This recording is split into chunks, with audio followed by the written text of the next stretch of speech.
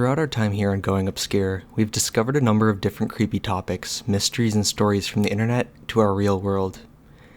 We can take comfort in knowing that these are mostly just stories and nothing more. But in our world, less comforting places exist, either populated by nothing or demonic spirits.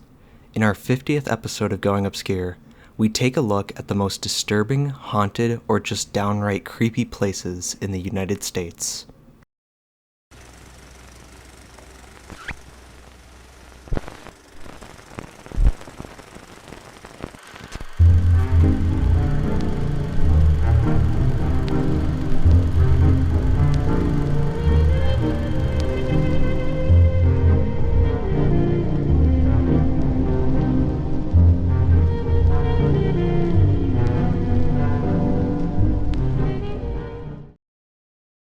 Our first stop takes us to Kaluakoi Resort in Molokai, Hawaii, the least visited island of the Hawaii Islands. This resort is isolated, creepy even compared to the usual lightheartedness you'd normally imagine.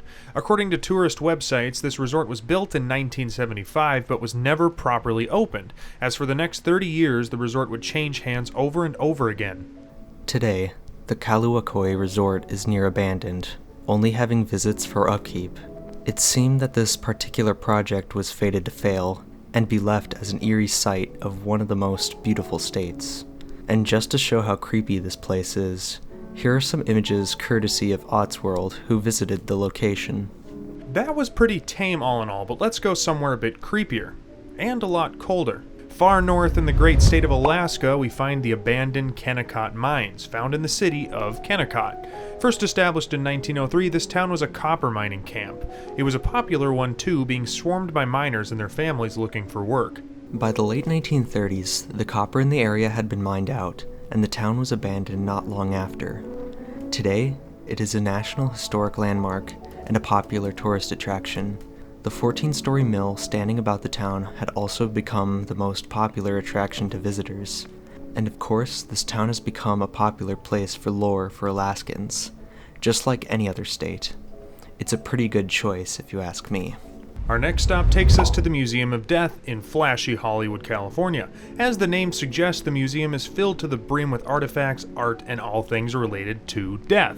Some of the various specific attractions are baby coffins, artwork and letters written by serial killers, and the actual severed head of French serial killer Henry Landru. Obviously, this is not a place to bring your kids for a fun afternoon in LA, because while on tour in the vicinity, movies play on screens throughout the building showcasing real autopsies, serial killers doing their business, the Heaven's Gate cult recruiting video, and even the infamous Traces of Death video plays, which features real grisly death footage.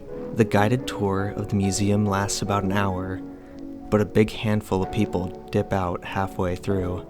I can't imagine why. Let's move farther down California and visit the abandoned Salton Sea Resort. This resort was surprisingly really popular with Californians during the 1950s. The reason for this is the Salton Sea, a natural lake near the town that was popular for many different reasons. The factor leading to this resort being abandoned can be traced to environmental factors. Even before the rise of tourism in the area, there were concerns of the lake eventually drying up and becoming a desert basin. During the 1970s, tropical storms caused the lake to flood, which damaged much of the surrounding resorts.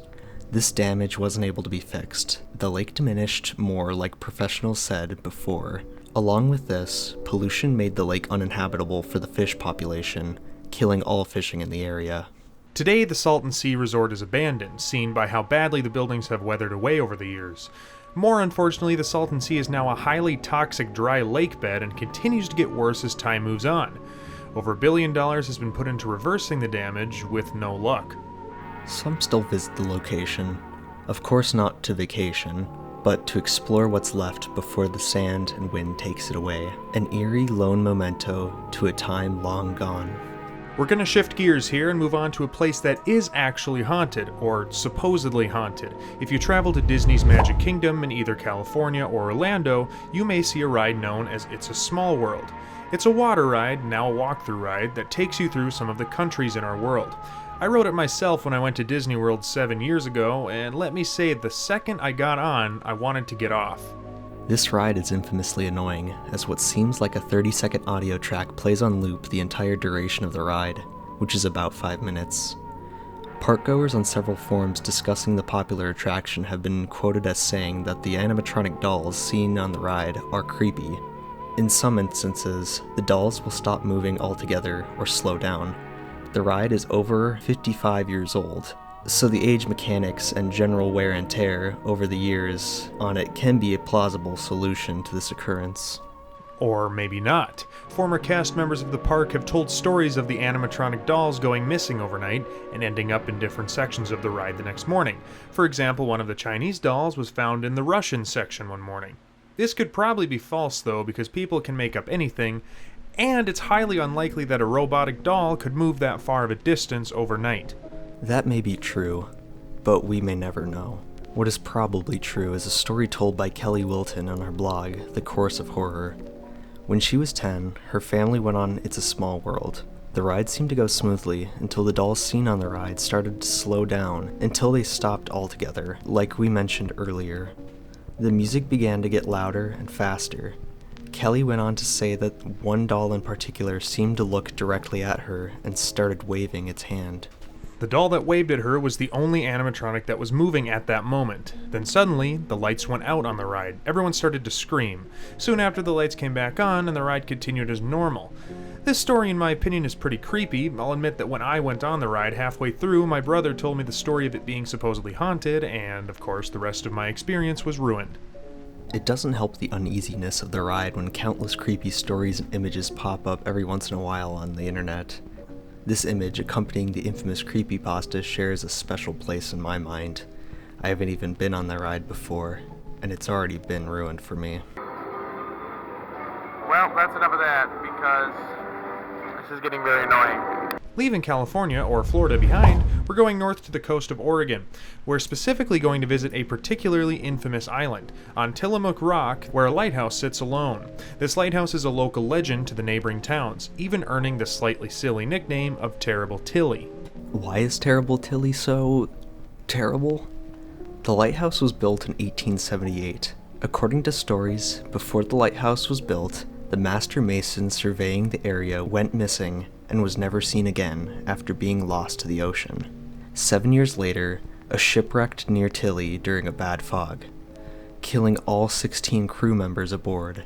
If that isn't a sign of something, I don't know what is. The lighthouse was last kept in 1957, when keeper Oswald Ellick made one final journal entry for the lighthouse on September 1st before leaving the structure for good. After this, the ownership of the lighthouse would pass between countless numbers of investors until most recently being kept in safe hands with the Oregon Islands National Wildlife Refuge. Again, this one isn't inherently creepy.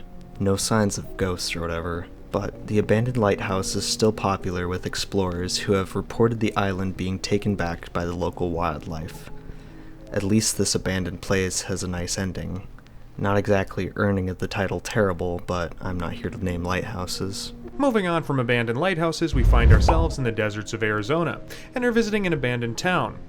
Santa Claus. Did you just say? This town, that may or may not be named after a particular jolly menace, was founded in 1937 as a stop between much bigger cities like Las Vegas and Phoenix. This town was themed around the North Pole, being more of a novelty than anything. Santa Claus was founded by the Talbot family, who were intending to attract more business to the desert. The town was surprisingly popular as a tourist attraction, but its downfall came from how no one bought land around the town, leaving its owners and workers being the only residents in the town. In 1949, Nina Talbot would sell the city as it lost more profit as tourism declined. Santa Claus and the plan for it and the land around it ended up being a failure and was abandoned by 1995. In 2021, the town was finally scrapped, leaving it nothing more than a memory. A burning memory, if you will. We're going to leave the far west behind and visit a location I'm excited to talk about, the Stanley Hotel in Estes, Colorado, better known as the inspiration for the Overlook Hotel from Stephen King's The Shining. The Stanley Hotel is rich with over a century of history, including countless numbers of paranormal sightings. The hotel was built in 1909 by Freeland Stanley after visiting Estes Valley, when he believed he would soon die of an illness. He luckily recovered and, inspired by the beauty of the location, decided to make a hotel for guests to experience. This is a nice origin story, but things take a dark turn only 2 years later. The first incident to happen in the Stanley Hotel was 1911. when a gas explosion destroyed roughly 10% of the structure and put the maid Elizabeth Wilson in a coma after she apparently went flying from the second floor to the dining hall from the first. That was quite the launch. You could also say quite the lunch. Get it? Because dining hall. Anyway, Elizabeth somehow survived and returned to work after recovering. She eventually passed away in the 50s and since has reportedly been haunting room 217, the same room that the gas explosion originated from. How spooky. Visitors even report sightings of Freeland Stanley after his death in 1940. The reputation finally reached the main public consciousness when in the 1970s, author Stephen King and his wife stayed in the Stanley Hotel, specifically in room 217. During that stay, King had a nightmare of his son being chased by a fire hose, of all things, in the hotel. This, according to himself, inspired the story of The Shining, which took heavy inspiration from the Erie Hotel, which by that time was nowhere near its high of decades past. Many other rooms are infamous. Room 401, for example, is home to the most aggressive ghost of the hotel. According to visitors, the guest is a man who is said to inappropriately touch women and be aggressive towards other men. A wellspring of paranormal activity is reported on the stairs between floors, also known as the vortex. This spiritual energy has made visitors report feeling dizzy and sick after walking up and down the stairs. Sounds like low iron to me, but yeah, we'll just talk about ghosts. Orbs and lights have also been caught in the area. All of these different accounts come together to build a very creepy spot on our trip. From the Rocky Mountains, we travel south to Texas. And we don't mean just Texas, but the most haunted house in all of Texas. The Grove is the name given to the house built in 1861 by Frank and Minerva Stilley, and it still stands today with very little changes other than the 2 renovations over the century and a half. This home is considered not only one of the most haunted places in Texas, but in the United States. What gives it this reputation? A woman in a white dress is often reported to stride across the rooms of the home. Others say they see a spirit of a man running through the front yard, and another, more mischievous ghost apparently resides in the den. That's it? That's the haunted house? To be fair, the home has a history of owners leaving it behind after being scared off by the supposed ghosts. Today, this home is a historical landmark and is visited by Texans and other tourists hoping to catch their own sightings. Huh. Seeing the joy this home gives people makes me feel bad about making fun of it back there. I'm over it. Let's move on. Let's explore another haunted house, but rather than the deep south, we're heading to the deep north, to Mandan, North Dakota. The Custer house is actually a replica of a home that George Armstrong Custer, yes, the infamous general, stayed in during his life. That's pretty cool as it is, but the history of the home and the illusion of traveling back over a century isn't the reason why most tourists visit the home. Many of the tour guides over the years have reported hearing strange noises when they're alone, including the home's pool table being disturbed, but when checked, nothing would be out of place. Others have reported seeing apparitions overlooking the Civil War-era fort, Fort Abraham Lincoln, near the home. Others have even said they've seen a woman wearing all black looking at them through the windows of the house. Speaking of the fort, Fort Lincoln is another popular site, even having its own haunted attraction. This location being so close to the Custer house is also a hive of paranormal sightings.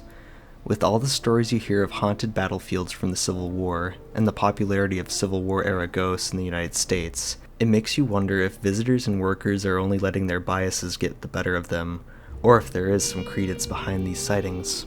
Putting into account that Fort Lincoln is basically a haunted house attraction now, I'd guess the former. Staying with the Midwest, we head off to Chicago, Illinois, to a haunted location that is out of the norm. The Lincoln Park Zoo, one of the most popular Chicago zoos, is our next surprisingly haunted location. How could the Lincoln Park Zoo, visited by thousands per day, be haunted? The history behind why the zoo is believed to be haunted goes back into the rich history of Chicago itself. From 1843 to 1859, the location in which the zoo stays now was a cemetery where more than 30,000 bodies were believed to be buried. What makes it even worse, supposedly it's believed there are still over 12,000 bodies under the zoo to this day. Visitors who have reported paranormal activity claim to see a, quote, Victorian-era woman walking through the park. For such a popular place, I'd assume there would be more ghosts and ghouls seen. There are even Halloween paranormal tours for the zoo, despite how little activity is reported. Still a creepy backstory, but nothing too interesting. But if you're going to a zoo looking for ghosts, maybe you shouldn't, I don't know, enjoy watching some animals or something. Returning to creepy museums, the Vent Haven Ventriloquist Museum in Mitchell, Kentucky is definitely not something you'd want to spend the night at. This eerie museum is sponsored by Vent Haven, which is an annual ventriloquist convention held throughout the US. The building features popular ventriloquist icons such as Jeff Dunham and Charlie McCarthy. But then you will see some of the most nightmare-fuel things to ever sit lifelessly on the face of the earth, including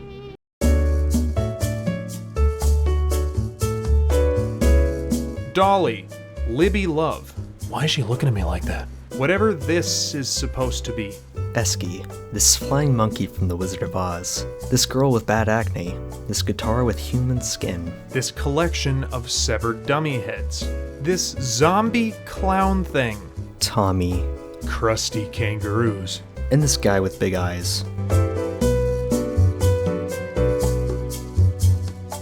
To top off the creepiness, the postcards from this place have the subcaption, "We've saved you a seat," placed over a photo of a bunch of dummies sitting in rows of chairs with one towards the center being empty, hence the seat where you die if you sit down. Don't sit down, don't listen to them, just don't, walk away. Leaving behind the Ventriloquist Museum, we go to a place that will make that look like an episode of Care Bears. Ohio, Athens, Ohio specifically. The Athens Lunatic Asylum if you're picky, also known as The Ridge if you're advanced. Athens Lunatic Asylum was a mental hospital first created in 1874 and being shut down for good in 1993. The hospital was intended to treat primarily Civil War veterans and children. The hospital was also known infamously for performing lobotomies on patients. The asylum was renamed to The Ridges in 1984 for rebranding purposes, because, you know, it's not very nice to call people lunatics and all. Today, the building is part of Ohio University and used for many things including classrooms, offices, and storage, to name a few. The location and its history alone has inspired many disturbing asylums in pop culture, from Batman to Fallout. This was due, like we alluded earlier, to the cruel and harsh things done to the patients while there. Most of these are out-of-date medical practices like electroshock therapy in order to cure insanity. Rumors from visitors and locals say that spirits and apparitions can be seen in the halls.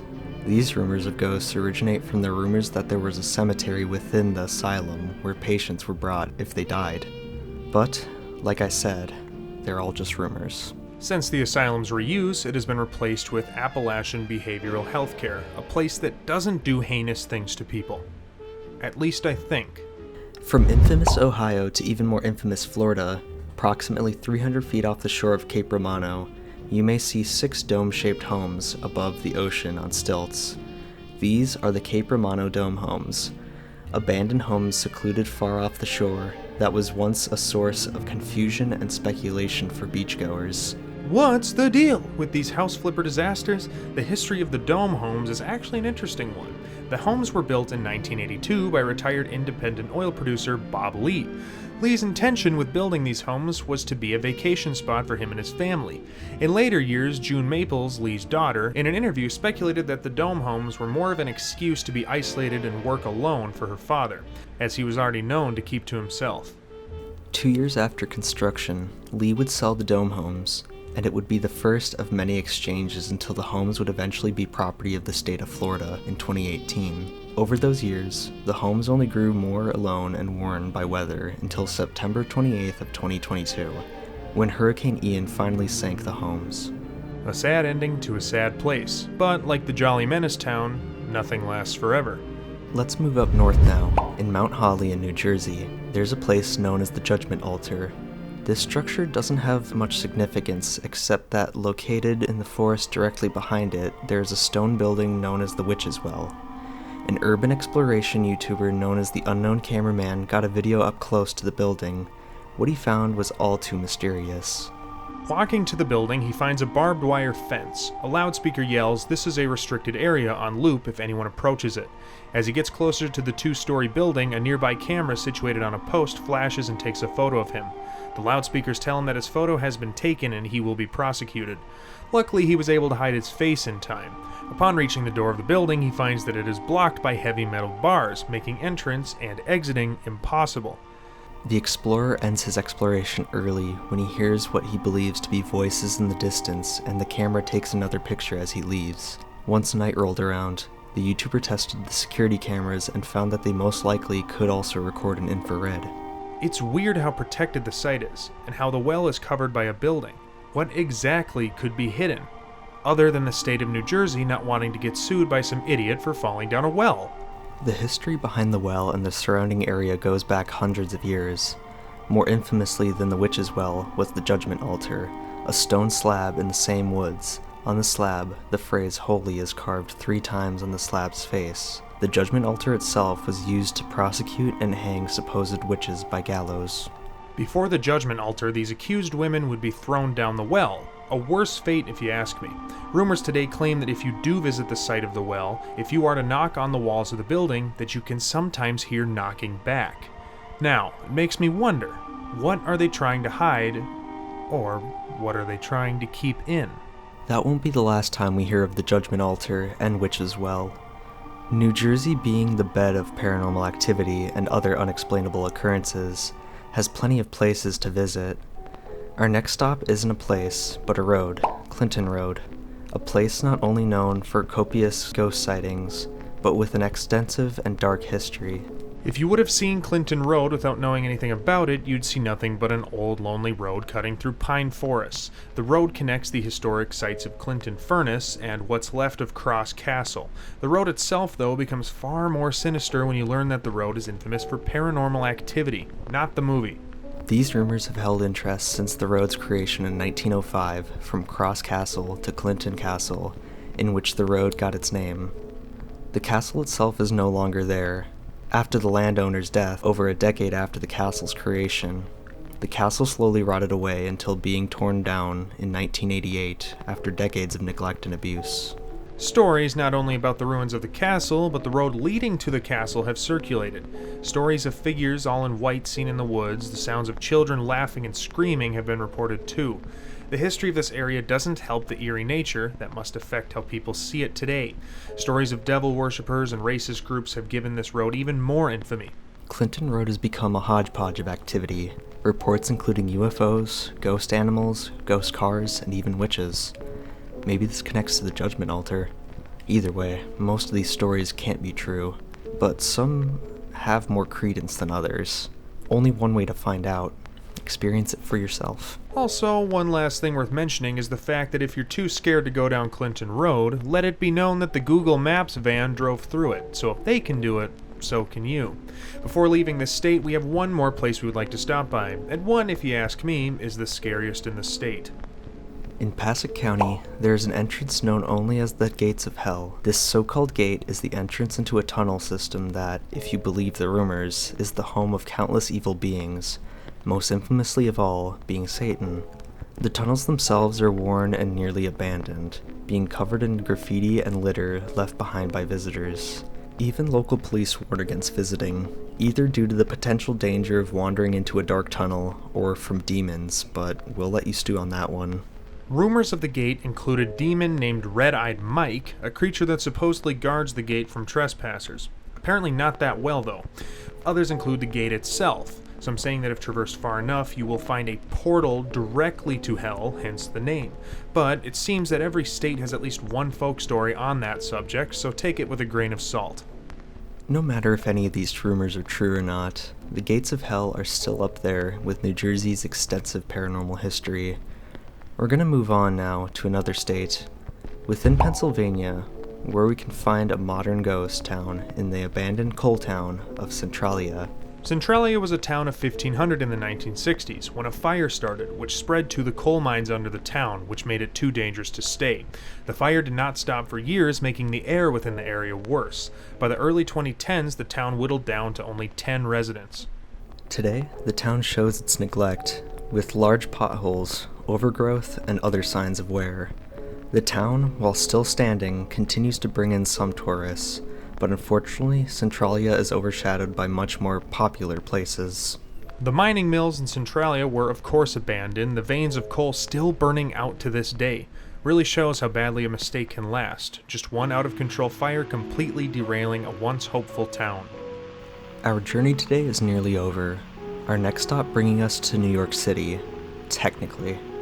In the East River between mainland Bronx and Rikers Island, There are two islands that share a dark history as they grow more obscure as time moves forward. North and South Brother Island are the names of the twin islands, but most stories that come from here originate from the North Island. In the 1880s, North Brother Island was chosen to be the site of the Riverside Hospital, which was intended to hold patients with contagious illnesses like smallpox or tuberculosis. Today the hospital is abandoned, ominously looking over the overgrown trees surrounding it.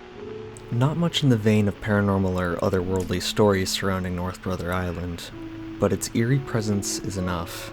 The island is nearly abandoned today, and brave visitors still come to see long-forgotten slice of New York history. And with that brief stop, we find ourselves at our last destination. Is it an abandoned insane asylum with ghosts, ghouls, and other assortment of frightful friends? Our final location is an extremely popular one, if not the most popular location in all of United States history. We find ourselves on 1600 Pennsylvania Avenue, the home of the White House. The White House is a hotbed for paranormal stories, not only by staff and tourists, but by famous historical presidents and other figures. Supposedly the hauntings originated with the second First Lady, Abigail Adams, after losing one of her children's lives. Adams held a seance in an attempt to speak with her child, only to allow a demon or evil spirit to take residence. Abigail Adams herself has been reported seen mainly around the White House's laundry room, where she spent much of her time during her life. Another popular ghost is the spirit of Abraham Lincoln. People such as Winston Churchill and Eleanor Roosevelt reported seeing someone near identical to the former president. Even pets like Ronald Reagan's dog Rex would reportedly stand in front of the Lincoln bedroom and bark. Even former President Harry Truman once referenced his encounter with ghosts, more prominently being the ghost of Andrew Jackson. So with all these separate accounts over centuries, is the White House actually haunted? For me, I don't want to say yes or no, just because I don't trust myself to be an expert at all. But for me, I assume that because the White House is the most popular home in all of the United States, that ghost stories would pop up. Ghost stories are ingrained in us as people. We've always been afraid of the dark and what lurks within it. Since even the times of ancient Egypt, there have been stories of ghosts. But does that make them real? Like we said, that's a loaded question better left in someone else's hands. But ghost stories, like folk tales, songs, and other handed down traits, are just a part of us. It's like Bigfoot or any other cryptid in that regard. We love to share stories, especially scary ones that we can say happened to ourselves. Even as a kid, there was a house in my neighborhood that was left unoccupied for a few years. My friends and I thought it was haunted, dared each other to go inside, and bragged to each other over what haunted things we saw that day from behind the windows. It's just fun to speculate and get that rush of excitement to be the first to spot the real thing. Us humans love to scare ourselves, and I think nothing else shows that more than each state's own folklore. From abandoned resorts in lush Hawaii to beyond famous homes packed with ghosts, we are all connected by our love of the unknown and obscure. Stay curious. Join us again next time when we once again go obscure.